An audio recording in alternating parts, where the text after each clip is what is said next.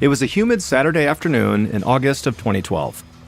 55-year-old Thomas Rybinski stood at the helm of his boat, steering it across the lake near his home in Tennessee. He'd spent all day on the water with his wife Colette and a few friends, and it had been the perfect day for boating. Hot and steamy, but with a light breeze sweeping across the lake. Thomas couldn't believe that he'd almost canceled on his wife and friends that morning. He'd woken up with a headache and an upset stomach, but Colette had made him some coffee, which had helped him feel better, and once he was up and moving, Thomas felt okay, still a bit shaky, but good enough to keep their boating date with their friends. Thomas was actually accustomed to having to push through discomfort. He had chronic back pain from an old accident that flared up every time he rode his motorcycle, went on a strenuous hike, or really did any sort of strenuous activity at all. But Thomas loved exercising and being outdoors, and so he wasn't about to stop doing those things just because of a little backache.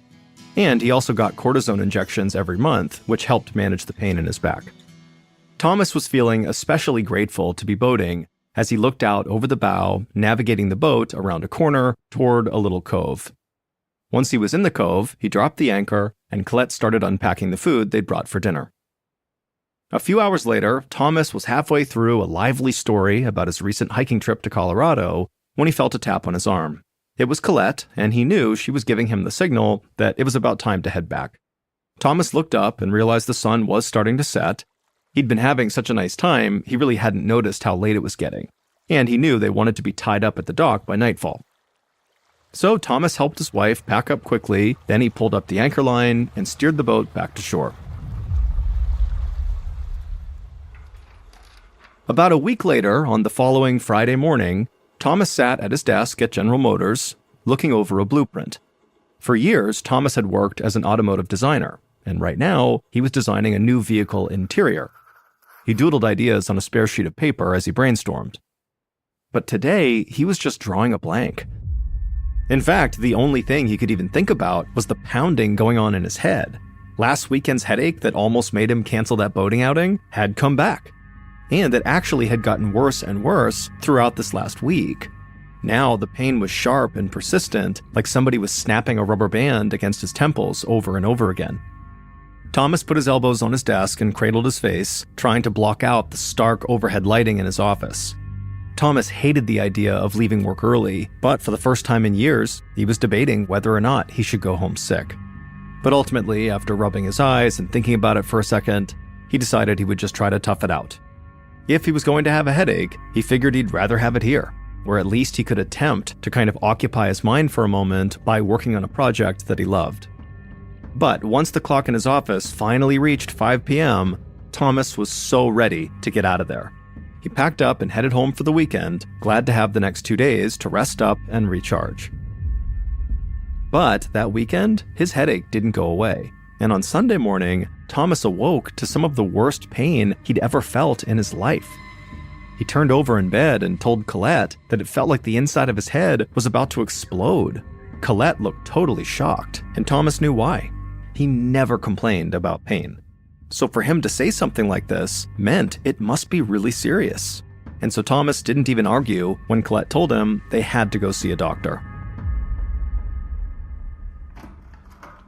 About an hour later, at the Vanderbilt University Medical Center, a doctor named Annie Wilkins walked into an exam room.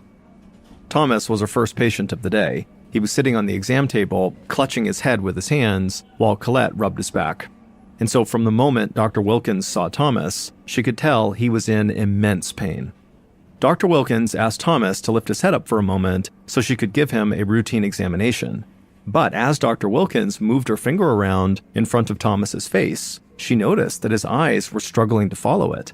In fact, it didn't seem like Thomas could focus on anything at all. That lack of focus, coupled with this extreme headache he was describing, made Dr. Wilkins suspect that Thomas had an infection in his brain, a condition called meningitis. She wondered if he had been exposed to something out of the ordinary that could cause meningitis, and so she asked him if he'd traveled anywhere new recently. Thomas nodded and said actually he'd just gotten back from a hiking trip in Colorado, and that was a red flag to Dr. Wilkins. Anytime a patient mentioned hiking, she knew that tick bites could be a factor. Ticks can be infected with bacteria and viruses and can spread diseases through their bites. Dr. Wilkins wondered if maybe Thomas had been bitten by a tick in Colorado and developed something called Rocky Mountain spotted fever, whose symptoms include meningitis. To find out, Dr. Wilkins told Thomas that he would need to undergo a spinal tap so the lab could study his spinal fluid for signs of disease. First, she wanted to know whether or not he had meningitis, and then also whether or not Rocky Mountain spotted fever caused the meningitis. Thomas grimaced at the thought of a needle going into his spine, but the doctor told him really it was no big deal and they would have answers soon. About 90 minutes later, Dr. Wilkins received the first results from the spinal tap. Thomas did indeed have meningitis.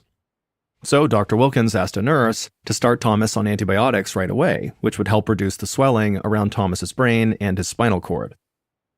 But about an hour later, Dr. Wilkins got a surprise when the rest of Thomas's lab results came back. Thomas's spinal fluid showed that he did not have Rocky Mountain spotted fever.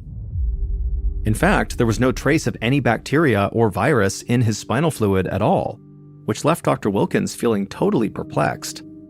She had been fairly confident that Thomas would test positive for Rocky Mountain spotted fever, and if not that, then definitely some other virus or bacteria. After all, viruses and bacteria cause the vast majority of meningitis cases. Dr. Wilkins knew that other invaders can also cause the disease, such as parasites, but that usually only happened to people who traveled internationally. And in extremely rare cases, patients could get meningitis from a fungus that lives on unsterilized surgical equipment, but Thomas hadn't had any surgeries. So Dr. Wilkins was at a total loss as she walked back towards Thomas's room. She found him inside, lying awake in bed, with his wife Colette sitting nearby in a chair. Dr. Wilkins was relieved to see Thomas looking much more alert than when he'd come into the hospital a few hours ago. The antibiotics already seemed to be helping him. Colette stood to greet Dr. Wilkins and then quickly asked her if they knew what was wrong with her husband. But Dr. Wilkins had to be honest and said no, she didn't know yet. She was going to keep Thomas in the hospital for a few days. That way they could keep an eye on him as the antibiotics fought the infection. But she still did not know what had caused this infection in the first place. Over the next few days, Thomas steadily recovered, and on the 5th morning of his hospital stay, Dr. Wilkins was glad to see that Thomas was nearly back to his usual self. He wasn't in pain, and he no longer seemed groggy. Dr. Wilkins felt so confident about Thomas's condition that she actually discharged him from the hospital so he could finish recovering at home. 1 week later, on September 7th, an epidemiologist named Dr. April Petit returned to work at Vanderbilt University Medical Center after a week off. She began her day by looking over her patients' charts, and one caught her eye. Thomas Rybinski was back at the hospital and had just been transferred by Dr. Wilkins to Dr. Petit's care. Dr. Petit looked closer at his chart, and she saw that Thomas had been given a 2-week treatment of antibiotics to take at home, but after only a few days of that, he'd felt so sick that he had to come back to the hospital. Dr. Petit made her way to Thomas's room, and when she went inside, she saw Thomas laying in bed with a dazed look on his face. His wife Colette was sitting by his side, and she explained that Thomas had been acting confused all morning, and also, for the past few days, he'd been complaining of lower back pain. Dr. Petit nodded and then walked over to Thomas's bedside and gently asked him how he was feeling. And Thomas looked up at her, but he had this look on his face like he didn't understand the question, and then he just stayed silent. Dr. Petit frowned, knowing her job just got much more difficult because clearly Thomas was not going to be able to tell her exactly how he was feeling. All she'd have to go on was Thomas's medical records and anything Colette could tell her. Dr. Petit suspected that Thomas's meningitis must have flared up again. So she ordered an MRI of Thomas's spine and brain, as well as another spinal tap. She also started Thomas on a new cocktail of antibiotics, and she asked the lab to test his spinal cord fluid again to try to find the cause of this infection. Later that evening, Dr. Petit stopped by Thomas's room to check on him, and she was pleasantly surprised to see that he already seemed to be improving. But as she headed home that night, she couldn't help but still feel nervous for Thomas. After all, they thought he was getting better once before, and now he was back in the hospital, sicker than ever.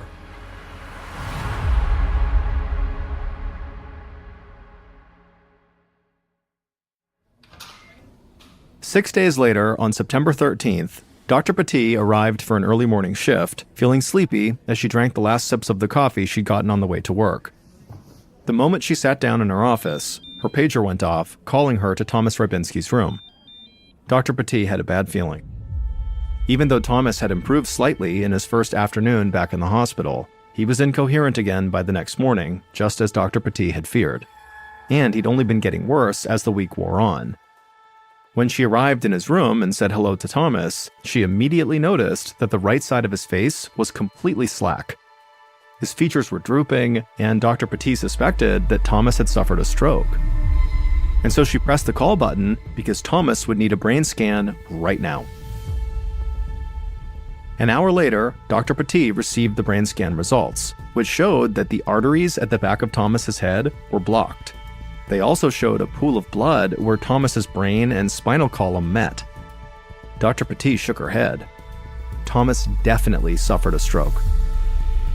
She knew that this damage was caused by something that was trying to invade Thomas's brain. But what was it?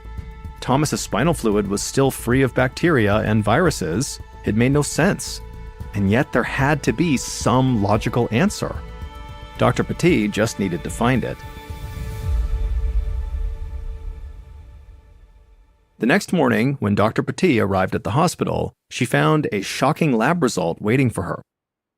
At last, she knew what was causing Thomas's meningitis. But the answer was truly bizarre. The infection came from a fungus that normally would not cause disease in healthy patients like Thomas, and so it seemed impossible. But the lab results were undeniable. A shiver ran down Dr. Petit's spine. Fungal meningitis is not only rare, but it's also deadly. Many patients die from it, even with proper treatment, and so Dr. Petit raced down the hall to order new medication for Thomas, hoping they were not too late. 5 days later, on September 18th, Dr. Petit sat in her office, combing through medical journals. She was still stunned over Thomas's diagnosis and was trying to find a published study that might help her understand how Thomas's brain had been invaded by fungus. But it was not until late afternoon that she finally landed on an article that piqued her interest. The article was about a cluster of fungal meningitis outbreaks that occurred following a devastating 2004 tsunami in the Indian Ocean. Following the tsunami, pregnant women began developing fungal meningitis after getting epidural shots in their spines with needles that had been stored in damp warehouses. The dampness turned out to be a breeding ground for fungus, which made these needles deadly. Dr. Petit wondered if something similar could have happened to Thomas, that he'd been injected with a fungus-covered needle. If that was the case, then other people might have gotten the same dangerous treatment. She began drafting an email to the Tennessee Department of Health. She needed to report Thomas's case right away. But as she typed, her pager went off. It was another alert about Thomas, and this time he was crashing. So Dr. Petit got up and raced out of her office and down the hall to Thomas's room, and when she went in there, she saw Colette in the corner crying, and a nurse who was right by Thomas's bedside preparing to intubate Thomas because Thomas had stopped breathing. That same afternoon, so on September 18th, Dr. Marion Kaner was answering emails from her desk at the Tennessee Department of Health, where she specialized in tracking infectious diseases.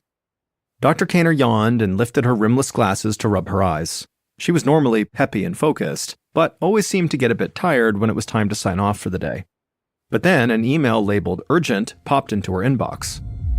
The email was about Thomas Rybinski's rare case of fungal meningitis and his doctor's suspicion that it could have been caused by dirty needles.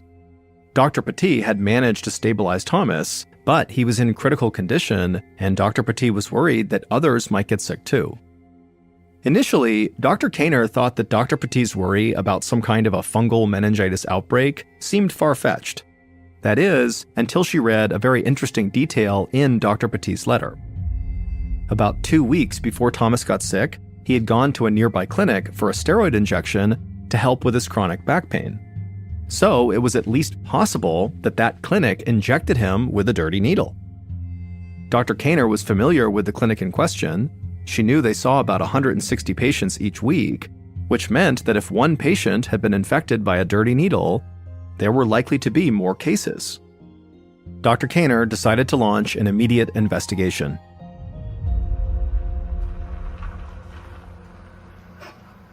Two days later, Dr. Kaner parked her car at the St. Thomas Pain Clinic, which was where Thomas had received his steroid injection.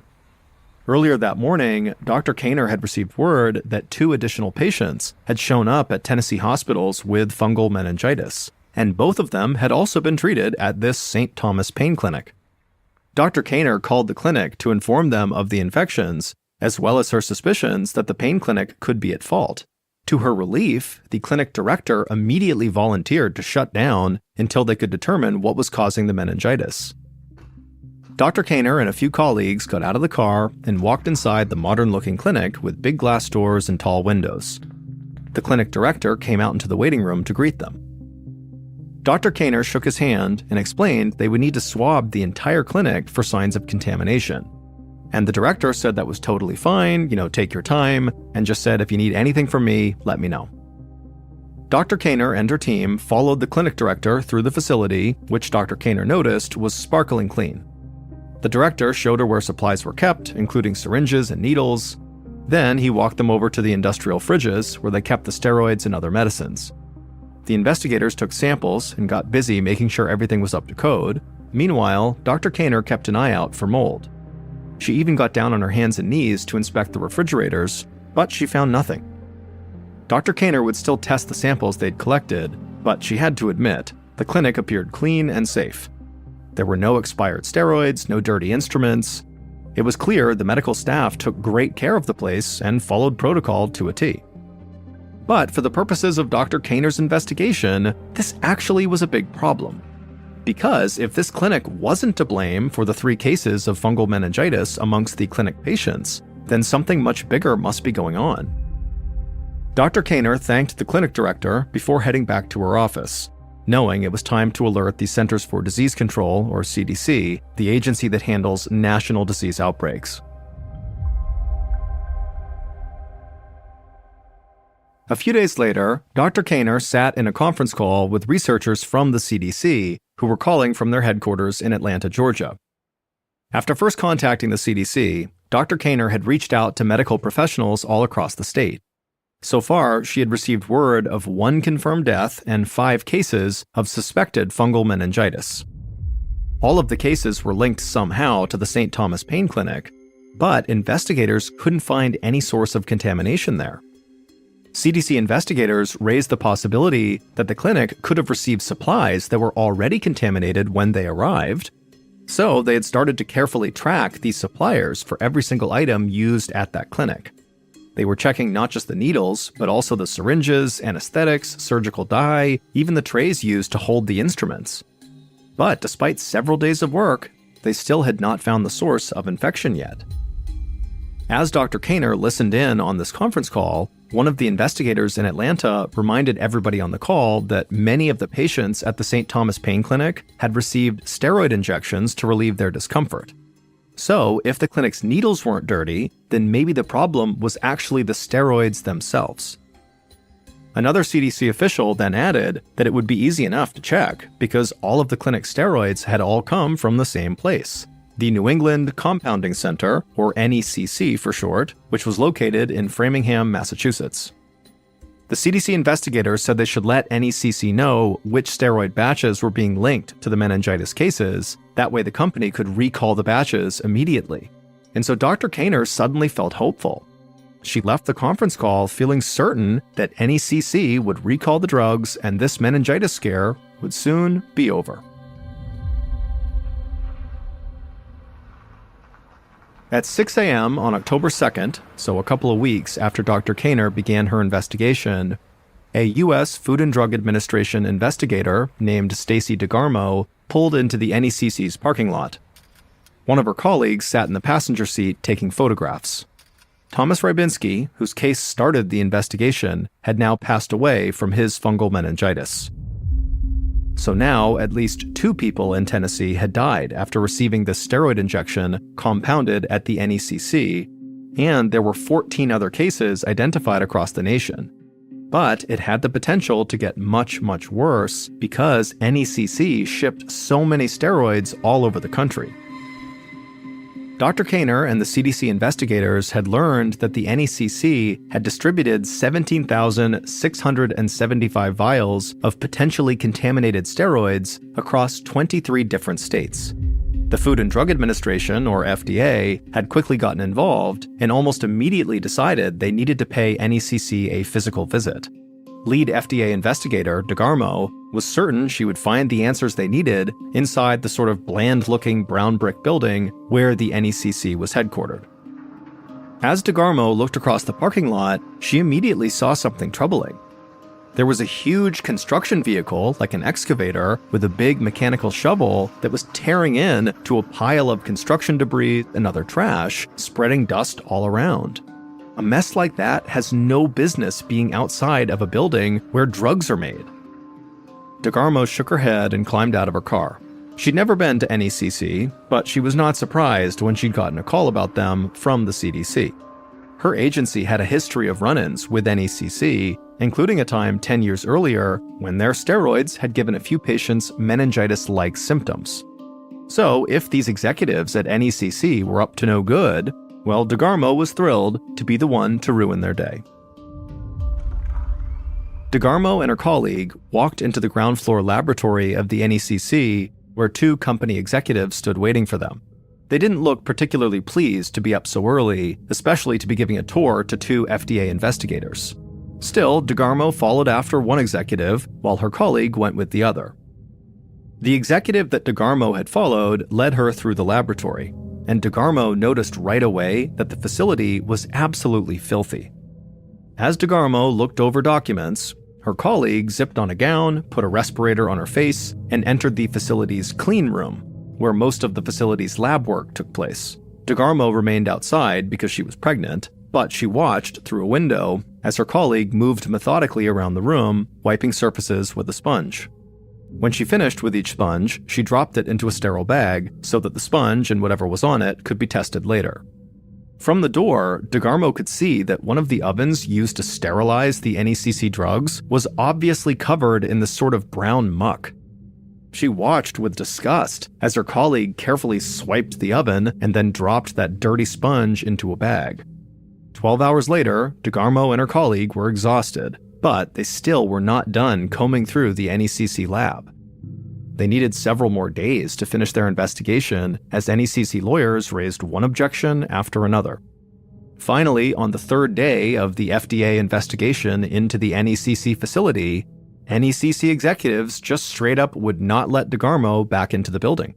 So the following week, on October 16th, Massachusetts health agents raided NECC, and they would make a staggering discovery. Not one, but 3 batches of steroids made at NECC were found to be contaminated, meaning that tens of thousands of infected vials had been sent out across the country, including to the St. Thomas Pain Clinic in Tennessee. Overall, NECC was a sanitary nightmare. Not only was the lab dirty, but the owners of the manufacturing center also owned a waste management business that was right next door. And investigators found that NECC's whole operation was pretty much illegal. They were mass-producing drugs that they had no legal right to make. And when investigators looked even more closely, they found the NECC had actually created thousands of imaginary patients just to make it seem like their operation was legitimate. All told, more than 100 people died from NECC's contaminated steroids, and almost 800 other people got sick in what was the worst pharmaceutical disaster in decades. NECC's supervising pharmacist, whose name was Glenn Chin, along with several other executives, were sent to jail over their role in creating the dangerous conditions in their facility. Prosecutors said they had all chosen profits over keeping patients safe.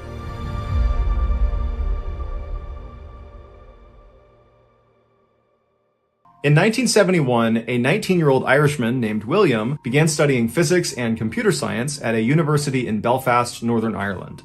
While he was certainly smart enough to complete the 4-year degree, after 1 year of being in the school, he decided to drop out because he felt like this was not the path he wanted to be on. So he moved back home to a town about 30 minutes north of Belfast, where he got a job as a forklift driver and truck driver for the Guinness Beer Factory. And while he loved this job, he still felt like this was not the path for him. He needed to do something more with his life.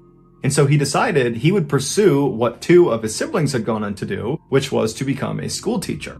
He had always admired his school teachers growing up, and he idolized his two siblings that had become teachers, and so it felt like the right fit. And so William applied to a 4-year teaching college in Newcastle in England, and after he was accepted, he flew to England, he got set up, and then he began his studies. The first year was great. He loved what he was doing, he did feel like this is the right fit, and he was getting good grades, everything was going exactly to plan. But then year 2 happened, and everything went off the rails. A requirement to graduate from this 4-year teaching college was all the aspiring teachers, starting in their second year, had to go teach real students real lessons. They basically had to go to high schools and elementary schools and fill in for the real teacher and give a real lesson. And they were scored on their ability to do that. But all the aspiring teachers knew that when you gave these real lessons to real students, what really ended up happening was the students did not take the aspiring teachers seriously. They viewed them as kind of like substitute teachers, and so they didn't respect them and they didn't listen to them. And so typically, these real teaching sessions just turned into the aspiring teachers desperately trying to calm down their pupils long enough to get them to listen to their lesson plan for just 1 second. But normally it didn't work out, and before long the day was over and nothing was really accomplished. So in William's second year, when it was his turn to go over to a high school and administer his lesson plan, he went over there knowing what he was up against. He did not really expect it to go well, but he decided he would go in there with a positive attitude and he would try to do his best. But as soon as he walked into his classroom, he immediately could tell he was going to be overwhelmed. Everybody's standing up and talking amongst themselves, and they turn around and they see William walking in, and they have this moment of realization that their real teacher is not going to be teaching them that day. It's going to be this substitute, William, and they all kind of gleefully began laughing and joking, and they just turned their backs on William and kept talking amongst themselves. And so William goes inside, he puts his stuff on the desk, and he attempts to get the class to listen to him by saying, "Hey everyone, come on, sit down, time to listen up, I'm your new teacher for the day." But the kids just were not listening. And so finally, William, who was a really big guy, he was 6'4", he was in great shape, he kind of postured himself and then yelled at the class, "Sit down right now." And at this, the class did turn around and looked at William and kind of sized him up, and most of them decided, okay, it's time to sit down. And so 99% of the class goes quiet and sits down, except for one kid. It was this 15-year-old boy who was at the back of the room, and he was standing up, defiant, with his arms crossed, staring at William with a smirk on his face. And all around him, all his cronies were sitting down, looking up at him, laughing, and kind of looking up at William and laughing at him, knowing that a confrontation was about to ensue. And so William is staring at this kid, trying to get him to just sit without saying anything, and this kid is just mean mugging him with his arms crossed, and nothing's happening. And so William walks right up to him and kind of leans over his shoulder and says, "You need to go out in the hallway right now. I will meet you out there." And then William turned around and started walking back towards the front of the room, expecting this to have worked, that this 15-year-old kid would have just followed right along and he'd walk right out to the hallway and that would be that. But when he turned back around again, the 15-year-old kid had not moved. He was still standing in the back of the classroom, arms crossed, staring up at William, basically saying, "Make me." And at this, William lost his mind. He was so mad and so frustrated at how unbelievably disrespectful this kid was being, and really the whole class was being to him, that he just kind of lost it. And he ran up to this kid in the back of the room and he gets right up in his face. And remember, William is 6'4". He's a big guy. And he gets right in the kid's face and he's like, "Get out in the hall right now."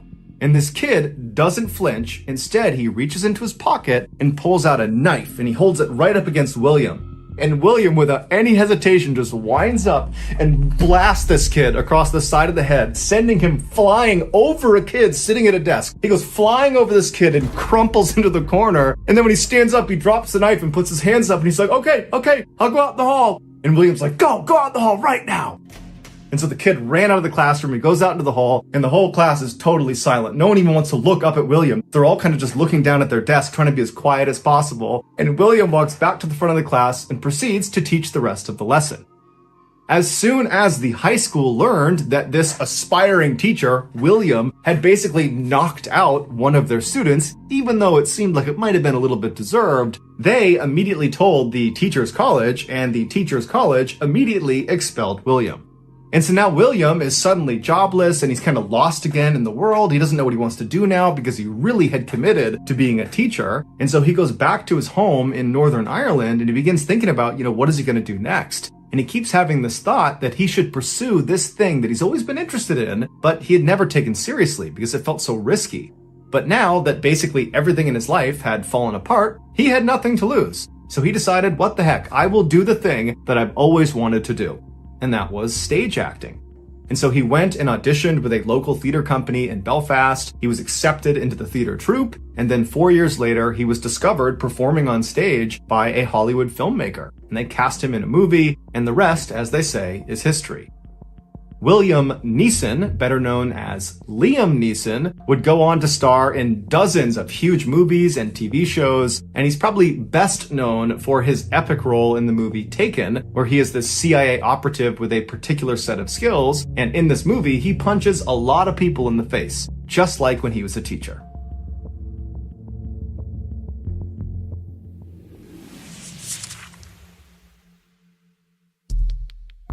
Our next story is called Crash.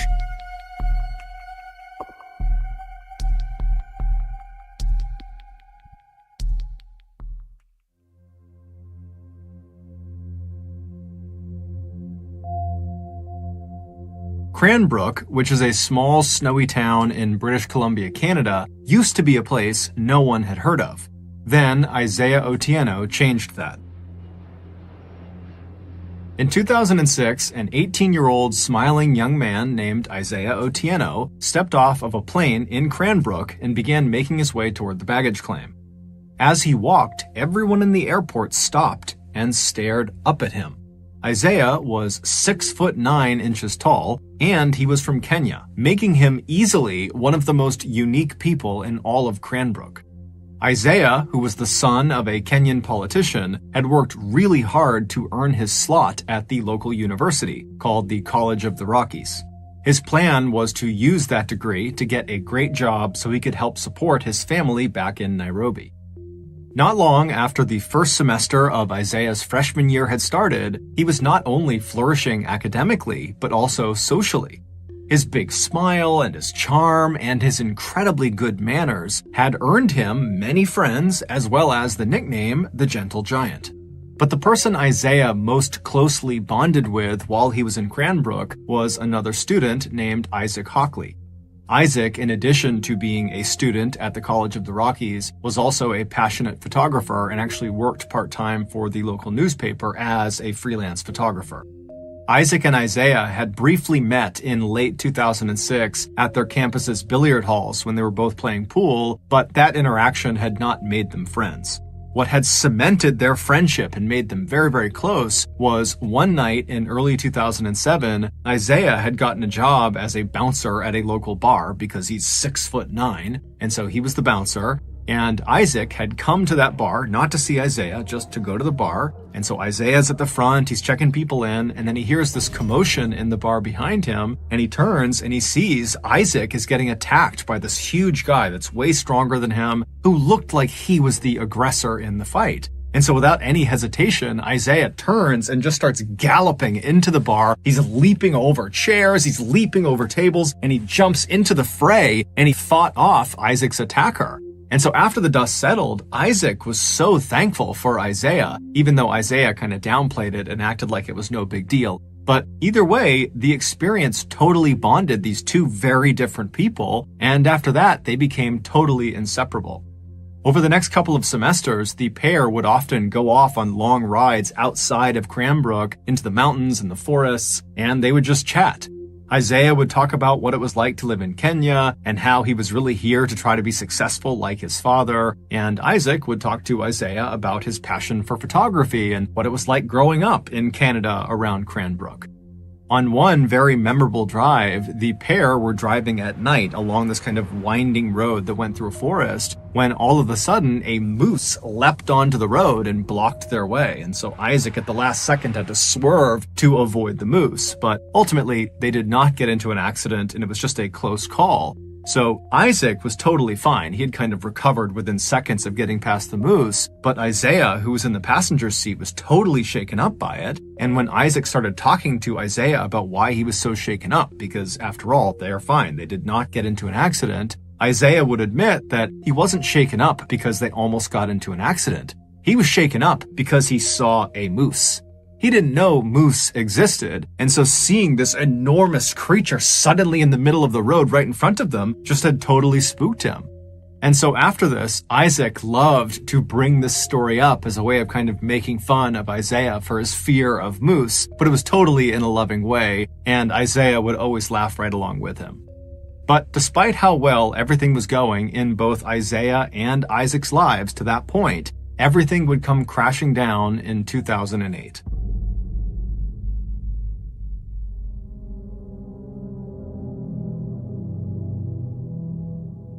On May 13th, 2008, so 2 years after Isaiah showed up in Canada, Isaac got a phone call from his employer, the local newspaper, who told him he needed to head into town to take some pictures of a crash that had just happened. A helicopter had been flying over Cranbrook conducting a power line survey when they had lost power and crashed. And all three people, the pilot and the two people in back who were actually doing the survey, they all died on impact. Isaac, like everybody else who heard about this, was totally shocked. One, because it was totally tragic and horrible, but two, because nothing ever happened in Cranbrook. So to have something so big like this happen right downtown was just unheard of. And so Isaac hopped in his car and he began making his way towards the crash site. And it didn't take long before he saw this massive ring of people right at the intersection between 10th and 14th Street. They were all on the sidewalk and up on buildings, and everyone's just looking in towards this massive mound of jagged metal that was on fire, and all this black smoke was coming off of it. And there's ambulances nearby and police, and the fire department was there, and they're trying to put out the flames, but they can't do it. And so Isaac parks his car and he rushes over to this ring of people and he works his way towards the front. He pulls out his camera and he began taking pictures, first of the wreckage and the fire, and then also of the police as they put tarps over the bodies. Little did Isaac know, these pictures he was taking were about to take on a whole new significance for him. Earlier that day, just before 1 p.m., Isaiah wrapped up his final class of the day, and after he was done, he remembered he had some letters in his backpack that he had been meaning to mail to his family back in Kenya. And so he decided on his way home, he would make a detour to the post office and he would mail those letters. And so he left the building where this final class was and he stepped out into the bright sunshine of that May day. He put his headphones on and then he began to walk. At about 1:05 p.m., he arrived at the post office and he went inside just long enough to put his letters in the mail slot, and then he headed back outside. 1 minute later, at 1:06 p.m., as he was crossing 10th Street, the helicopter above lost power and crashed directly on top of Isaiah. Within seconds, he and the three people on board the helicopter would all be dead. It's believed because Isaiah was listening to music on his headphones, he didn't even hear the helicopter as it was crashing down. He was just walking, and then he was dead. It was a total freak accident. It wasn't until later that day that Isaac would realize the pictures he had taken of this scene included pictures of his friend.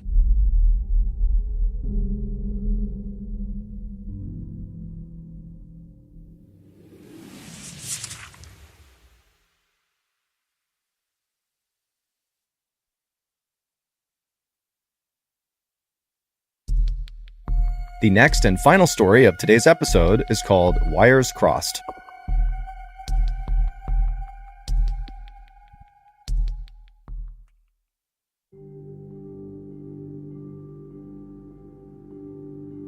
At around 5:30 p.m. on the evening of August 12, 1944, a young American military pilot named Joe walked out of his quarters on his base in England where he was stationed.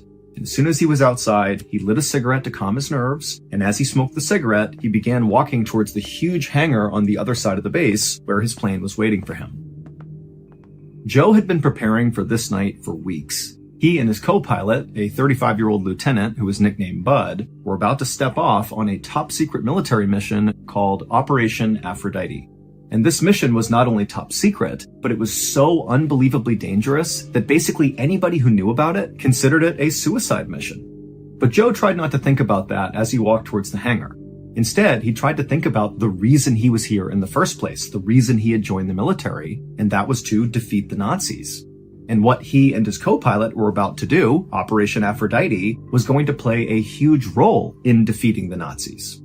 So this was about 5 years into World War II, and at this point, the Nazis were actually losing. However, it was making them more dangerous, not less, because they were becoming very, very desperate. And so they were launching all these outrageous attacks, basically because they had nothing to lose. And one horrible thing the Nazis were doing at this time were dropping these things called vengeance weapons. Hitler called them vengeance weapons. They were basically these huge bombs that the Nazis would drop arbitrarily across the United Kingdom on major population centers. And by this point in the war, these vengeance weapons had killed over 5,000 civilians.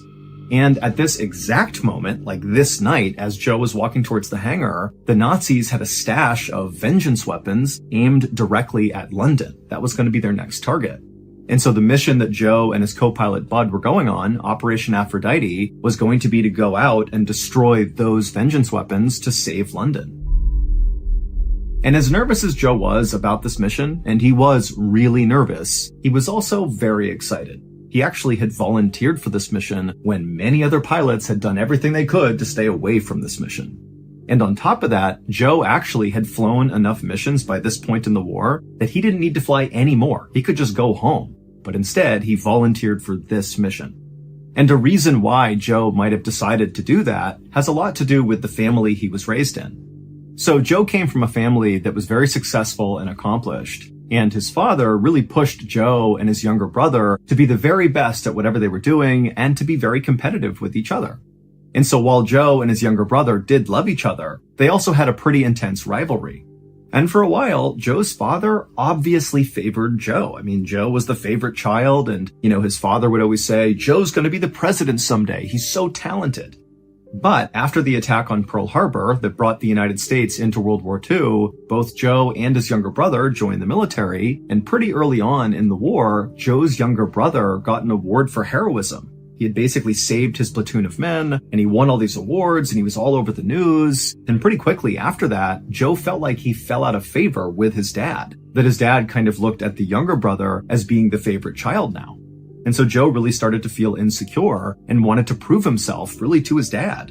And so when Operation Aphrodite came up, Joe volunteered for it really because he wanted to be a hero. He wanted to show his dad that he too could do something huge and change the course of history. And he would change the course of history, but not in the way he expected. And so Joe continued to smoke a cigarette and hustled across the base towards the hangar. And as he did, he found himself kind of speeding up, like he just wanted to get over there and get started.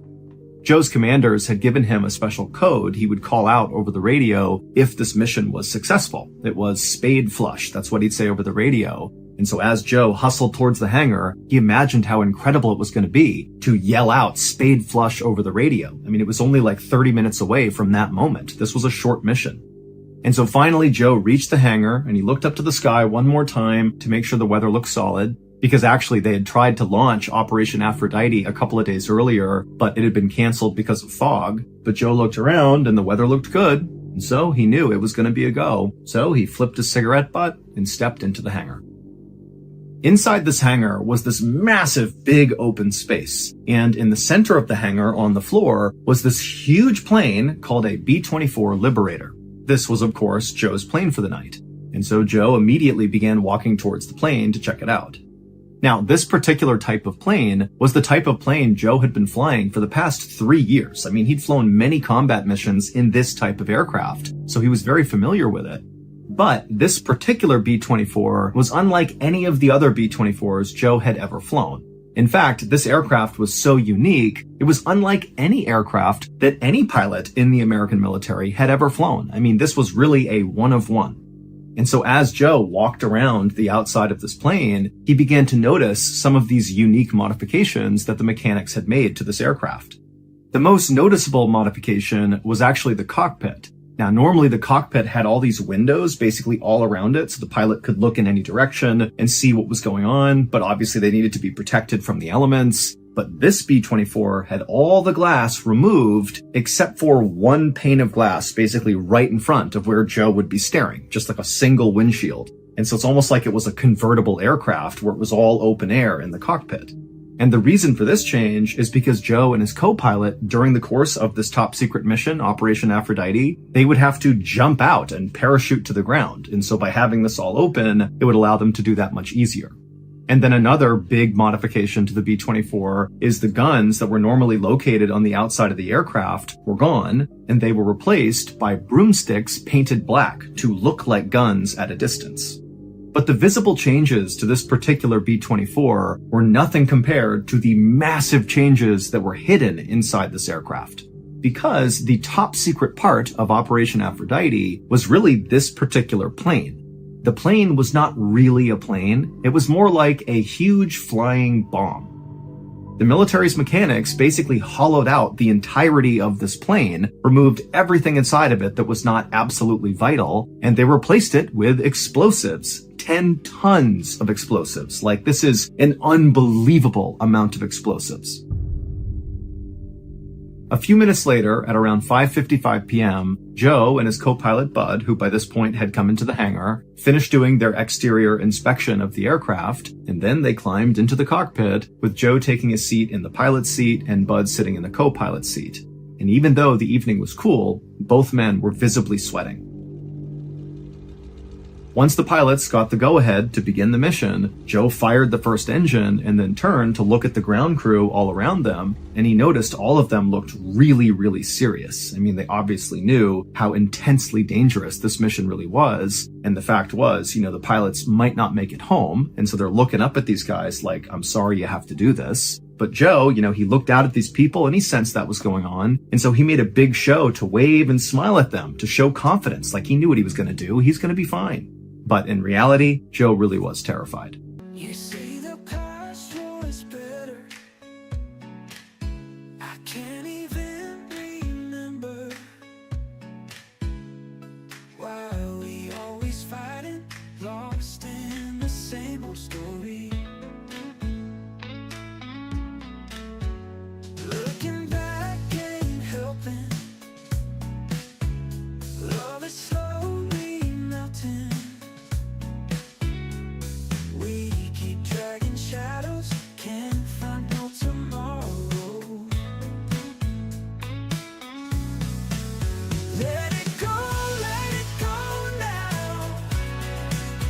We live in that know. By 5:59 p.m., Joe had all 4 propellers spinning on the aircraft, and so he released the brake and began taxiing out to the runway.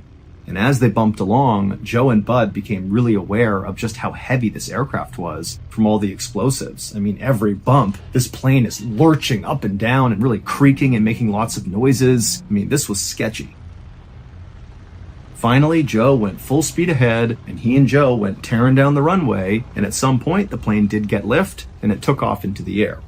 And then just up ahead of him were 6 other planes that had just taken off moments before, who were going to escort Joe and Bud to their target area. Once Joe got the plane to its cruising altitude, he and Bud kind of relaxed for a second and began preparing themselves for what was going to happen next. They had about 15 minutes of just kind of casual flying before the real work of this mission began. The vengeance weapons that Joe and Bud were going out to destroy as part of Operation Aphrodite were located about 120 miles south, just outside of this little town in the very northern tip of France. But destroying these weapons would not be as simple as just Joe and Bud flying over top and releasing all their explosives and flying back home. Because the Nazis had buried these vengeance weapons deep inside the hills in this town in northern France. And so regular bombs wouldn't touch these vengeance weapons. They had to do it a different way. And the way they were going to do it was Joe and Bud were going to fly their plane directly into the hills. And the way they would do this is they would fly their plane as close to the target area as possible, at which point one of the other pilots that were in the escort planes would take remote control of the B-24 flying bomb. And then once they had remote control, Joe and Bud, who no longer needed to do anything, they would jump out and parachute to the ground. And then the pilot who was remotely flying this now vacant B-24 flying bomb, they would just set it on autopilot to crash into the hills. At around 6:15 p.m., just as the English Channel came into view, Joe toggled a switch on his control panel, and then after he did, he and Bud kind of held their breath for a second to see what would happen. And then a couple of seconds later, the plane kind of shuddered for a second and then leveled out. And then a call came over the radio from one of the pilots who were in the escort planes telling Joe and Bud that they had just successfully taken remote control of the B-24. So at this point, Joe and Bud are no longer flying the aircraft. They're just sitting inside of this flying bomb. Now, there were only two things left for Joe and Bud to do before they could bail out to safety. They would need to arm the plane, so basically arm the explosives and make them ready to detonate. And then after that was done, they would need to call out over the radio, spade flush, the code Joe was given, which would signal to everybody else that the plane was ready and Joe and Bud were jumping out. And so once Joe and Bud nodded to each other and kind of acknowledged that, okay, we're going to do the last bit of this mission, Joe turned around in his seat and he looked at this control panel that was right behind him, and on this panel was the arming switch. And so once Joe flipped this, he and Bud would have a very short window of time to safely escape the aircraft. And so it was kind of like, flip it, make the radio call, and get the heck out of there. But Joe and Bud had trained for this moment over and over and over again, so they were ready. And so eventually, Joe flipped the switch, grabbed his radio, and called out, spade flush. What Joe and Bud could not have known when the mechanics were making all these modifications to this B-24 was that one of the mechanics accidentally crossed some wires in putting in all these explosives. And so just seconds after Joe had armed the explosives, they detonated. They were not supposed to, but they did. And so Joe and Bud were killed basically a fraction of a second after calling out spade flush. But it would turn out the catastrophic failure of Operation Aphrodite had no impact on World War II. In fact, Operation Aphrodite should never have happened in the first place. It was totally unnecessary. What Joe and Bud and the rest of the American military didn't know at the time was 5 weeks earlier, the British Royal Air Force dropped a whole bunch of ground-penetrating bombs all across those hills in northern France, and they destroyed all of the vengeance weapons. So when Joe and Bud took off on this doomed mission, there was no threat to London. None. But that is not the big reveal in this story, because Operation Aphrodite changed the course of American history in a really specific and really enormous way. Because Joe, whose full name was Joseph P. Kennedy Jr., was a member of the very famous Kennedy family, a big-time political family in America. And at the time, the Kennedys were all saying Joseph is going to be the next president of the United States. And everybody believed it. He was going to be the guy. But then, of course, Operation Aphrodite changed all of that because Joseph was killed. And so the war would end about a year later, and when it did, Joseph's younger brother, John F. Kennedy, who won that award for heroism and got a Purple Heart early on in the war, and he kind of became a war hero, which prompted Joe to volunteer for Operation Aphrodite. Yeah, John would begin his unbelievable political rise. And by 1960, John F. Kennedy, JFK, would become the 35th president of the United States, even though he wasn't supposed to. He was the second choice. It should have been Joe.